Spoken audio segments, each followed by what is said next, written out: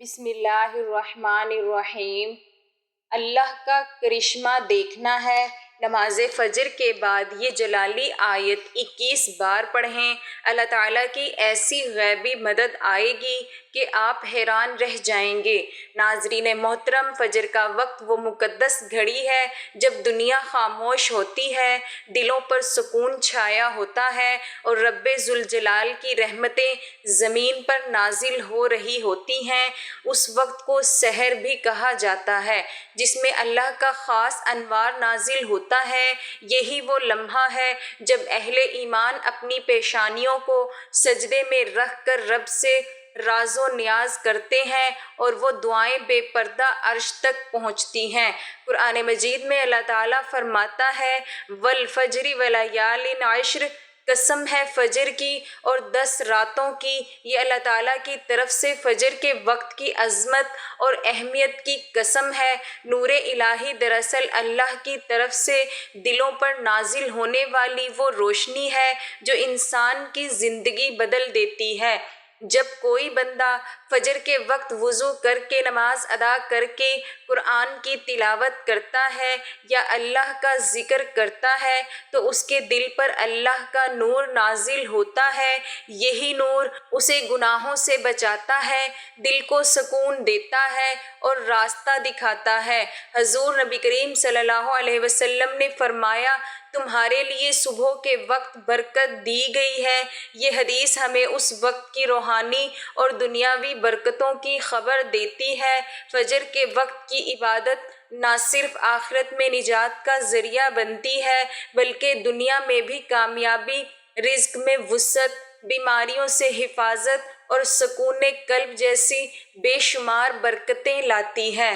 تو ناظرین محترم، ہمارا آج کا وظیفہ بھی نماز فجر کے بعد ایک جلالی آیت کو 21 بار پڑھنے کا عمل ہے کہ جس کے پڑھنے سے آپ اللہ تعالیٰ کا کرشمہ دیکھیں گے۔ اللہ تعالیٰ کی ایسی غیبی مدد آئے گی کہ آپ حیران رہ جائیں گے۔ آپ کے رشتہ دار، دوست ہیں بھی آپ کی ترقی اور عروج کامیابی دیکھ کر حیران و پریشان ہو جائیں گے۔ ہر کوئی آپ سے یہ پوچھنے پر مجبور ہو جائے گا کہ آپ نے ایسا کون سا عمل کیا کہ جس کی بدولت آپ کے راتوں رات حالات بدل گئے۔ ناظرین، نماز فجر کی بہت ہی اہمیت اور فضیلت قرآن و حدیث میں بیان ہے، کیونکہ یہ وہ وقت ہوتا ہے جب انسان گرم بستر پر نیند کی وادیوں میں خوابوں کے مزے لے رہا ہوتا ہے اور جب وہ نماز کے وقت اٹھتا ہے تو شیطان کو شکست دیتا ہے تو اللہ تعالیٰ کی ذات اس پر رحمتیں، برکتیں اور فضیلتیں نازل فرماتی ہیں۔ اس وقت کی خاص بات یہ بھی ہے کہ اللہ تعالیٰ اپنی رحمت کے ساتھ سب سے قریب ہوتا ہے۔ حدیث قدسی میں آتا ہے کہ میرا بندہ جب سحر کے وقت مجھے یاد کرتا ہے تو میں اس کے قریب ہو جاتا ہوں۔ یہی قرب الہی انسان کے ایمان کو تازہ کرتا ہے، نور الہی دل کی تاریکی کو ختم کرتا ہے، انسان کے اندر عاجزی، شکر گزاری اور محبت الہی کو بڑھاتا ہے۔ یہ وہ نور ہے جو ظاہری آنکھ سے نظر نہیں آتا مگر دل اور روح کو روشن کر دیتا ہے۔ فجر کے وقت اٹھنا بظاہر مشکل لگتا ہے مگر جو اس کو معمول بنا لے اس کی زندگی میں ایسی روحانی تبدیلی آتی ہے کہ وہ دنیا کی تنگی میں بھی اللہ کے نور سے روشن رہتا ہے۔ ناظرین، یہ آیت بہت چھوٹی سی آیت ہے لیکن اس کی برکات، اس کی فضیلت بہت کمال ہے۔ آپ کا کوئی ایسا کام جو حل ہوتا ہوا نظر نہ آ رہا ہو، رزق کی پریشانی ہو، رشتے کی بندشیں ہوں، گھریلو لڑائی جھگڑے ہوں، میاں بیوی میں نا اتفاقی ہو، دنیا کا کوئی بھی مسئلہ ہو، صرف 21 بار نماز فجر کے بعد یہ آیت پڑھ لیں، انشاءاللہ آپ کے تمام رکے ہوئے کام حل ہو جائیں گے۔ دوستو، آج ہم طرح طرح کی پریشانیوں میں گرفتار ہیں۔ نجی پریشانی، گھریلو پریشانی، سماجی پریشانی، معاشی پریشانی، قدرتی پریشانی، اس قسم کی سینکڑوں دنیاوی پریشانیوں کے شکار ہیں۔ جیسے لگتا ہے زندگی پریشانیوں کا مجموعہ ہے اور ہم اللہ کی طرف سے خاص مہربانی اور نصرت و امداد سے محروم ہو گئے ہیں۔ دعائیں کرتے ہیں مگر قبول نہیں ہوتی، امداد طلب کرتے ہیں مگر امداد نہیں آتی، آواز لگاتے ہیں مگر کہیں سے کوئی جواب نہیں ملتا۔ آخر اس کی کیا وجوہات ہیں اور کن اسباب کی وجہ سے ہمارا یہ برا حال ہے؟ اسلام ہی وہ دین ہے جس میں ساری پریشانیوں، مشکلوں، بیماریوں، مصیبتوں، دکھوں، غموں، دقتوں کا حل موجود ہے۔ اسلام کے سائے تلے زندگی گزارنے سے غربت دور ہو سکتی ہے، بیماری کا علاج ہو سکتا ہے، پریشانی کا حل ہو سکتا ہے، غموں کا اختتام ہو سکتا ہے، دعائیں قبول ہو سکتی ہیں، مراد پوری ہو سکتی ہیں، قسمت سنور سکتی ہے، بگڑی بن سکتی ہے۔ ہماری پریشانیاں بتلاتی ہیں کہ ہم نے اسلام کے سائے تلے زندگی گزارنا چھوڑ دیا ہے، ورنہ یہ دن نہ دیکھنے پڑتے۔ ایک مومن کا اس بات پر ایمان ہونا چاہیے کہ ہمارا اصل مددگار صرف اور صرف اللہ وحدہ لا شریک ہے، اس کے علاوہ کوئی مددگار نہیں، جیسا کہ خود کلام رب اس کی گواہی دیتا ہے، وَمَن نَّصْرُ إِلَّا مِنْ عِندِ اللَّهِ الْعَزِيزِ الْحَكِيمِ، اور مدد تو اللہ ہی کی طرف سے ہے جو غالب اور حکمتوں والا ہے۔ اسی طرح دوسری جگہ فرمان الہی ہے، بَلِ اللَّهُ مَوْلَاكُمْ وَهُوَ خَيْرُ النَّاصِرِينَ، بلکہ اللہ ہی تمہارا خیر خواہ ہے اور وہی سب سے بہتر مددگار ہے۔ جس کا مددگار اللہ ہو اسے دنیا کی کوئی طاقت نقصان نہیں پہنچا سکتی، یہ ضمانت بھی اللہ تعالیٰ نے خود دی ہے۔ فرمان پروردگار ہے، إِن يَنْصُرْكُمُ اللَّهُ فَلَا غَالِبَ لَكُمْ وَإِن يَخْذُلْ لَكُمْ فَمَنْ ذَا الَّذِي يَنْصُرُكُم مِّن بَعْدِهِ وَعَلَى اللَّهِ فَلْيَتَوَكَّلِ الْمُؤْمِنُونَ۔ اگر اللہ تعالیٰ تمہاری مدد کرے تو تم پر کوئی غالب نہیں آ سکتا، اگر وہ تمہیں چھوڑ دے تو اس کے بعد کون ہے جو تمہاری مدد کرے؟ ایمان والوں کو اللہ تعالیٰ ہی پر بھروسہ رکھنا چاہیے۔ یہاں ایک مومن کو یہ عقیدہ بھی اچھی طرح سمجھ لینا چاہیے کہ جو لوگ غیر اللہ کو مدد کے لیے پکارتے ہیں، ایسے لوگ شرک و کفر میں مبتلا ہیں۔ دراصل یہ بڑی وجہ ہے جس سے اللہ کی مدد آنی بند ہوگی، اور جنہیں اللہ کے علاوہ مدد کے لیے پکارا جاتا ہے وہ تو ہماری کچھ مدد نہیں کر سکتے، بلکہ وہ اپنے آپ کی مدد کرنے کی بھی طاقت نہیں رکھتے۔ اللہ کا فرمان ہے، وَالَّذِينَ تَدْعُونَ مِن دُونِهِ لَا يَسْتَطِيعُونَ نَصْرَكُمْ وَلَا أَنفُسَهُمْ يَنْصُرُونَ، اور تم جن لوگوں کو اللہ کے علاوہ پکارتے ہو وہ تمہاری کچھ مدد نہیں کر سکتے اور نہ ہی وہ اپنی مدد کر سکتے ہیں۔ اب یہاں ان اسباب کا ذکر کیا جاتا ہے جن سے اللہ کی مدد حاصل ہوتی ہے، یا یہ کہیں جن کی وجہ سے اللہ اپنے بندوں کی مدد کرتا ہے۔ اللہ پر صحیح ایمان، جو لوگ اللہ پر صحیح معنوں میں ایمان لاتے ہیں اور اس کے ساتھ کسی کو شریک نہیں ٹھہراتے، وہ اس کی طرف سے مدد کے مستحق بن جاتے ہیں، یعنی اللہ ایسے لوگوں کا مددگار بن جاتا ہے اور ایسے ایمانداروں کی مدد کرنا اللہ اپنے ذمے لے لیتا ہے۔ اللہ تعالیٰ فرماتا ہے، وَكَانَ حَقًّا عَلَيْنَا نَصْرُ الْمُؤْمِنِينَ، اور ہم پر مومنوں کی مدد کرنا لازم ہے۔ اللہ کا فرمان ہے، إِنَّ اللَّهَ يُدَافِعُ عَنِ الَّذِينَ آمَنُوا إِنَّ اللَّهَ لَا يُحِبُّ كُلَّ خَوَّانٍ كَفُورٍ، بے شک اللہ تعالیٰ سچے مومن کی دشمنوں کے مقابلے میں مدافعت کرتا ہے۔ کوئی خیانت کرنے والا ناشکرا اللہ تعالیٰ کو ہرگز پسند نہیں۔ اللہ تعالیٰ کا فرمان ہے، یقیناً ہم اپنے رسولوں کی اور ایمان والوں کی مدد دنیاوی زندگی میں بھی کریں گے اور اس دن بھی جب گواہی دینے والے کھڑے ہوں گے۔ آج ایمان کے دعوے داروں کی بہتات ہے، مگر اکثر لوگ شرک کے دلدل میں پھنسے ہیں، رب پر صحیح سے ایمان نہیں لاتے، یا ایمان لا کر شرک و بدعت کا راستہ اختیار کیے ہوئے ہیں، جس کی وجہ سے نصرت الہی بند ہو گئی۔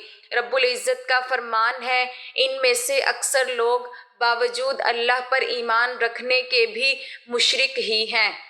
عمل میں اخلاص ہماری جدوجہد اور عمل میں اخلاص واللہیت ہو تو نصرت الہی کا حصول ہوگا۔ نبی صلی اللہ علیہ وسلم کا فرمان ہے، بے شک اللہ اس امت کی مدد کرتا ہے کمزور لوگوں کی وجہ سے، ان کی دعاؤں، ان کی عبادت اور ان کے اخلاص کی وجہ سے۔ اس حدیث میں نصرت الہی کے 3 اسباب بیان کیے گئے ہیں: دعا، نماز اور اخلاص۔ ہمارے عملوں میں اخلاص کا فقدان ہے جو اللہ کی ناراضگی اور اس کی نصرت سے محرومی کا سبب بنا ہوا ہے۔ اولاً عملوں میں کوتاہی، اس پر مستزاد اخلاص کی کمی یا فقدان، شہرت، ریا، دنیا طلبی نے ہمارے عملوں کو اکارت کر دیا اور ساتھ ساتھ نصرت الہی سے بھی محروم ہو گئے۔ دعا مومن کا ہتھیار ہے جو ہمیشہ اپنے ساتھ رکھتا ہے، سفر میں ہو یا حضر میں، حالت جنگ ہو یا حالت امن، مصائب و مشکلات ہوں یا خوشحالی، ہر موقع پر مومن دعا کے ذریعے رب کی رضامندی اور مدد طلب کرتا ہے۔ سیرت نبوی صلی اللہ علیہ وسلم سے اس کی ایک مثال دیکھیں۔ بدر کا میدان ہے، ایک طرف نہتے 313 مسلمان، دوسری طرف ہتھیاروں سے 1000 کا لشکر کفر۔ آپ صلی اللہ علیہ وسلم نے بڑی جماعت کے مقابلے میں اپنی چھوٹی جماعت کو دیکھا تو اللہ تعالیٰ سے نصرت کی دعا کی۔ مسلم شریف کے الفاظ ہیں، اے اللہ، مسلمانوں کی یہ جماعت اگر ہلاک ہو گئی تو روئے زمین پر کوئی تیری عبادت کرنے والا نہ ہوگا۔ رب نے دعا قبول کر لی اور قرآن کی آیت نازل کر کے نصرت کی بشارت سنائی۔ ترجمہ: اس وقت کو یاد کرو جب کہ تم اپنے رب سے فریاد کر رہے تھے، جب اللہ تعالیٰ نے تمہاری سن لی کہ میں تم کو 1000 فرشتوں سے مدد دوں گا جو لگاتار چلے آئیں گے۔ آج ہماری دعاؤں کی عدم قبولیت میں 3 عوامل کا زیادہ دخل ہے: اخلاص کا فقدان، بدعملی اور حرام معیشت۔ ان 3 منفی عوامل کو دور کر دیا جائے تو دعائیں بلاشبہ قبول ہوں گی۔ مسلمانوں کا ایک طبقہ غیر اللہ سے امداد طلب کرتا ہے جو سراسر شرک ہے۔ اس حال میں مرنا موجب جہنم ہے۔ دعا عبادت ہے اور عبادت صرف اللہ کے لیے ہے۔ آج مسلمانوں کے ایک مخصوص طبقہ نے، جن کی اکثریت ہے، مشرکوں کی طرح غیر اللہ کی پکار لگا کے دنیا سے امن و امان اور نصرت الہی کو روک رکھا ہے۔ ایسے گمراہ مسلمانوں کی اصلاح قلیل سچے مومن کے سر ہے۔ نماز، رب کی خالص عبادت مومن کی زندگی اور مقصد حیات ہے۔ اس دعوت کو لے کر تمام انبیاء آئے۔ نبی صلی اللہ علیہ وسلم نے مکی دور میں جو 13 سال پر محیط پر اسی دعوت پہ کڑی محنت کی۔ نماز مومن سے کسی بھی حال میں معاف نہیں۔ میدان جنگ میں جہاں ایک لمحہ دوسری جانب التفات کا موقع نہیں، نماز کے وقت میں نماز قائم کرنا ہے، یعنی وقت نماز کو بھی مؤخر نہیں کر سکتے، اور کیوں کر معاف ہو، یہ تو مقصد حیات ہے۔ نبی صلی اللہ علیہ وسلم فرائض کے علاوہ سنن کی ادائیگی اس قدر کرتے کہ پاؤں میں ورم آ جاتا۔ آپ صلی اللہ علیہ وسلم ہر پریشان کن معاملے میں نماز کا سہارا لیتے۔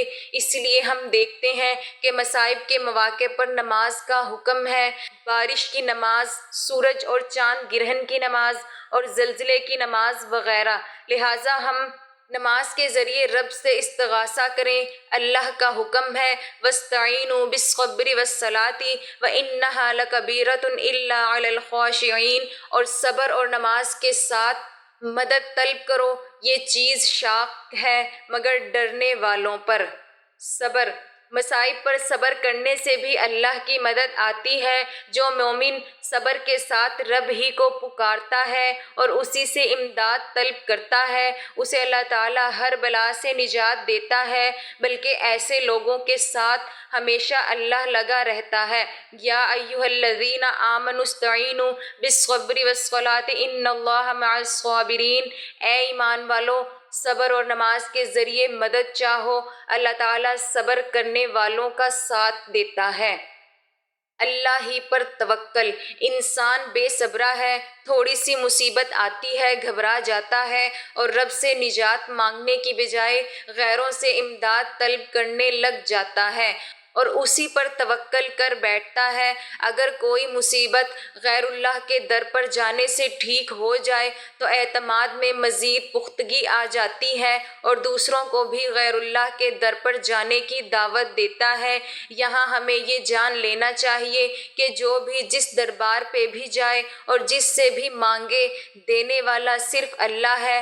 آپ قبر پہ سوال کر کے یہ نہ سمجھیں ہمیں قبر والے نے دیا ہے، دیتا تو اللہ ہی ہے، چاہے آپ جائز طریقے سے مانگیں یا ناجائز طریقے سے۔ فرق صرف اتنا ہے کہ جائز طریقے سے مانگنے سے اللہ بخوشی دیتا ہے اور ناجائز طریقے سے مانگنے سے کبھی کبھی اللہ دے تو دیتا ہے، بدلے میں اس کا ایمان چھین لیتا ہے۔ کیا آپ نہیں دیکھتے کہ جو لوگ پتھروں سے مانگتے ہیں، مورتی بنا کر اس سے مانگتے ہیں، ان کی بھی عقیدت یہی ہوتی ہے کہ ہمیں مورتیوں نے دیا ہے۔ مسلمان کو صرف اللہ ہی پر بھروسہ کرنا چاہیے، یہ عبادت کے قبیل سے ہے اور توکل نصرت الہی کا سبب ہے۔ ترجمہ: اگر اللہ تعالیٰ تمہاری مدد کرے تو تم پر کوئی غالب نہیں آ سکتا، اگر وہ تمہیں چھوڑ دے تو اس کے بعد کون ہے جو تمہاری مدد کرے۔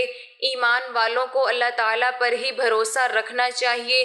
اسی طرح ایک دوسری جگہ رب کا فرمان ہے، پھر جب آپ کا پختہ ارادہ ہو جائے تو اللہ تعالیٰ پر بھروسہ کریں، بے شک اللہ تعالیٰ توکل کرنے والوں سے محبت کرتا ہے۔ یہ چند مثبت عوامل تھے جن سے انفرادی اور اجتماعی دونوں طرح کی زندگی میں اللہ کی نصرت و تائید حاصل ہوتی ہے۔ نیز منفی عوامل سے گریز کرنا پڑے گا جن کا احاطہ اس چھوٹے سے مضمون میں مشکل ہے۔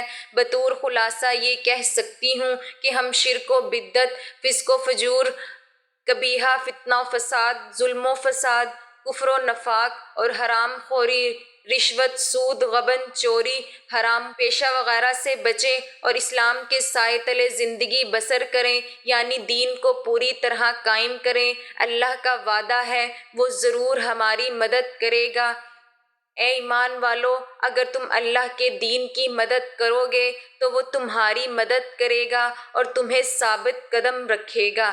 محترم ناظرین، ہم میں سے اکثر لوگوں کو ایک شکوہ ہمیشہ رہتا ہے کہ روزی میں برکت نہیں، گھر میں برکت نہیں، کتنا ہی کما لیں پتہ ہی نہیں چلتا کہ کہاں گیا۔ ہر وقت کوئی نہ کوئی پریشانی رہتی ہے، کبھی بیماری تو کبھی کوئی اور تنگی۔ اگر ہم اس تمام بے برکتی، تنگ دستی، بے روزگاری اور پریشانیوں کو نماز فجر کی عدم ادائیگی کے پس منظر میں دیکھیں تو معلوم ہوگا یہ سب بے برکتی اسی سبب سے ہے کہ ہم نماز فجر کی ادائیگی میں حد درجہ کوتاہی، غفلت، لاپرواہی اور سستی کا شکار ہیں۔ رسول اللہ صلی اللہ علیہ وسلم کی اس حوالے سے متعدد احادیث موجود ہیں جن میں رزق کی تقسیم و فراوانی اور برکت کو نماز فجر کی ادائیگی سے مشروط کیا گیا ہے۔ ایک فرمان نبی صلی اللہ علیہ وسلم کا مفہوم ہے کہ رزق تقسیم کرنے والا فرشتہ ہر صبح فجر کے وقت بندوں کا رزق لے کر زمین پر اترتا ہے، لہٰذا جو دروازہ فجر کے وقت کھلا ہوتا ہے فرشتہ اس کا رزق دروازے پر رکھ کر چلا جاتا ہے، اور جو دروازہ فجر کے وقت بند ہوتا ہے فرشتہ اس کا رزق واپس لے کر چلا جاتا ہے۔ اس فرمان نبی صلی اللہ علیہ وسلم میں فجر کے وقت دروازہ کھلا ہونے کا مطلب یہ ہے کہ جس گھر کے افراد صبح فجر کے وقت بیدار ہو کر نماز فجر ادا کرتے ہیں انہیں ان کا رزق عطا کر دیا جاتا ہے۔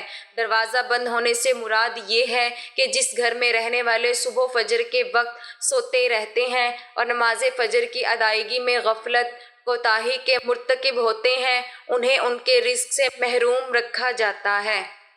ناظرین کرام، اب وظیفے کی جانب چلتے ہیں۔ یہ عمل کون سا ہے؟ یہ خاص وظیفہ کون سا ہے؟ اس کو کرنے کا کیا طریقہ کار ہے؟ اسے کس وقت اور کتنی بار کرنا ہے؟ دولت مند بننے کی یہ ایک آیت پڑھیں، پورے یقین اور اعتماد سے پڑھ لیں، انشاءاللہ تمام پریشانیاں ختم ہو جائیں گی، ہر مشکلات ختم ہو جائے گی۔ پوری زندگی میں مختلف طرح کی پریشانیوں سے واسطہ رہتا ہے، انسان کو مختلف طرح کی آزمائشوں سے واسطہ رہتا ہے۔ حالات ہمیشہ ایک جیسے نہیں رہتے، زندگی میں اتار چڑھاؤ آتا ہی رہتا ہے۔ تو بس آپ لوگوں نے صبر کرنا ہے اور ہمیشہ نماز کی پابندی کرنی ہے۔ قرآن پاک میں بھی ہے کہ اللہ صبر کرنے والوں کے ساتھ ہے۔ جتنا آپ صبر کرو گے اللہ پاک آپ کو اتنا زیادہ اور بہتر اجر عطا کرے گا۔ ہر مشکل کے ساتھ آسانی بھی چھپی ہوتی ہے۔ کئی لوگ ایسے ہیں جن کو دنیا میں ہر طرح کی ٹھوکریں لگتی ہیں، ان کو غربت کا بھی سامنا کرنا پڑتا ہے، مشکلات بھی آتی ہیں، یہاں تک کہ کچھ تو بھکاری اور فقیر بھی بن جاتے ہیں، لیکن جب اللہ پاک ان پر اپنا فضل و کرم نازل کرتا ہے تو وہ صرف اور صرف اللہ تعالیٰ سے مانگتے ہیں تو اللہ پاک ان کو عطا فرماتا ہے۔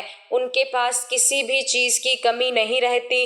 میری اللہ پاک سے دعا ہے کہ اے میرے پاک اللہ، اے میرے غفور الرحیم، دنیا جہان کے سارے خزانے آپ کے ہی پاس ہیں، آپ کے خزانوں میں تو کسی چیز کی کوئی کمی نہیں ہے۔ میرے اللہ، جتنے بھی لوگ دنیا میں پریشان حال ہیں یا تنگ دست ہیں، طرح طرح کی مشکلات اور مصائب میں گھرے ہوئے ہیں، میرے اللہ ان کی مشکلات کو ختم فرما دے اور ان کو شاد و آباد کر دے، آمین۔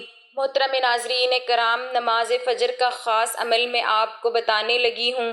یہ قرآن پاک کی چھوٹی سی جلالی آیت ہے، اور فجر کے بعد جب کوئی میرا بھائی یا میری بہن اس آیت کو 21 مرتبہ پڑھ لے گا تو وہ اللہ تعالیٰ کا کرشمہ اپنی آنکھوں سے خود دیکھے گا، اس کو اتنا نوازا جائے گا کہ وہ خود حیران ہو جائے گا۔ یہ وظیفہ ہمیں بڑی محنت سے ملا ہے اور مجھے اپنے اللہ پر پورا یقین ہے کہ آپ کو ہر چیز ملے گی۔ یہ بڑا ہی مجرب عمل ہے اور بڑا ہی خاص عمل ہے۔ اللہ والو، یہ وظیفہ آپ نے اس طرح کرنا ہے کہ جب آپ فجر کی نماز ادا کر لیں اس کے بعد اسی جگہ پر بیٹھے رہنا ہے۔ آپ نے اول اور آخر 7 مرتبہ درود ابراہیمی پڑھ لینا ہے۔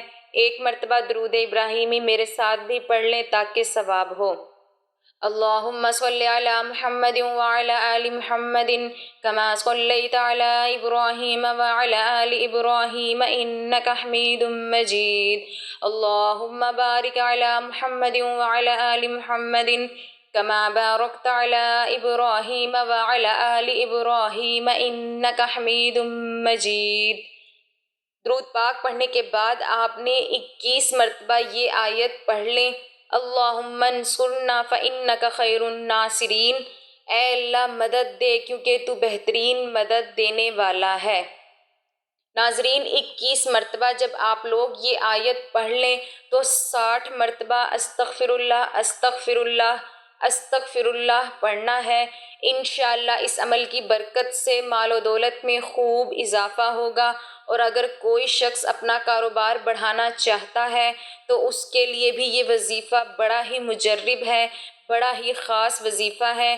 اللہ پاک اس کو بہت زیادہ رزق اور مال و دولت عطا کر دے گا، اس کی مشکلات کو ختم کرے گا، اس کے رزق میں، اس کی روزی میں بہت زیادہ اضافہ ہوگا۔ ہر گزرتے دن کے ساتھ ساتھ اس کی دولت میں اضافہ ہوتا رہے گا، اس کے مشکل سے مشکل کاموں میں آسانیاں پیدا ہوں گی، اس کی جو دلی آرزو ہوگی سب پوری ہوں گی۔ کئی دفعہ ایسا ہوتا ہے کہ انسان کے دل میں کئی طرح کی خواہشات ہوتی ہیں جن کا وہ کسی سے ذکر بھی نہیں کر پاتا۔ کچھ خواہشات ایسی ہوتی ہیں جو آپ زمانے کے سامنے، معاشرے کے سامنے بیان کرو گے تو وہ سب آپ کا مذاق بناتے ہیں۔ تو ناظرین، جس طرح بھی حالات ہوتے ہیں اپنے اللہ ہی کو بتایا کرو۔ بے شک اللہ تعالیٰ سب کچھ جانتا ہے، لیکن پھر بھی بندے کا مانگنا اور ہاتھ پھیلانا بہت پسند ہے، اس لیے اپنے اللہ سے مانگ لیا کرو، اللہ سے ہر چیز میں مدد طلب کیا کرو۔ اللہ تعالیٰ بڑا ہی غفور الرحیم ہے، وہ عطا کرنے والی ذات ہے۔ رزق کے حوالے سے، دولت کے حوالے سے پریشان نہ ہوا کریں، اللہ پاک ایسے ایسے وسائل پیدا کر دے گا یہ جو آپ نے سوچے بھی نہیں ہوں گے۔ آپ کی مشکلات دور ہو جائیں گی، رزق میں بھی اضافہ ہوگا اور زندگی بھی بدل جائے گی۔ اللہ تعالیٰ تعالیٰ کی ایسی غیبی مدد آئے گی کہ آپ کے ہر کام آسان ہو جائیں گے اور آپ اللہ تعالیٰ کے کرشمات دیکھ کر حیران ہو جائیں گے۔ آخر میں دعا ہے کہ میرے اللہ پاک، اے میرے غفور الرحیم اللہ، ہم سب کی مشکلات کو ختم فرما دیں، ہمارے رزق میں، ہماری روزی میں، روزگار میں اضافہ فرما دیں۔ میرے اللہ، ہمیں مانگنا نہیں آتا مگر تجھے تو خود دینا آتا ہے۔ میرے اللہ، ہمیں بغیر مانگے سب کچھ عطا کر دے۔ آمین۔ اللہ تعالیٰ ہم سب کا حامی و ناصر ہو۔ آمین ثم آمین۔ دوستو، آپ سے گزارش ہے کہ اللہ تعالیٰ کے 99 ناموں میں سے ایک نام کمنٹ میں ضرور شیئر کریں۔ جزاک اللہ۔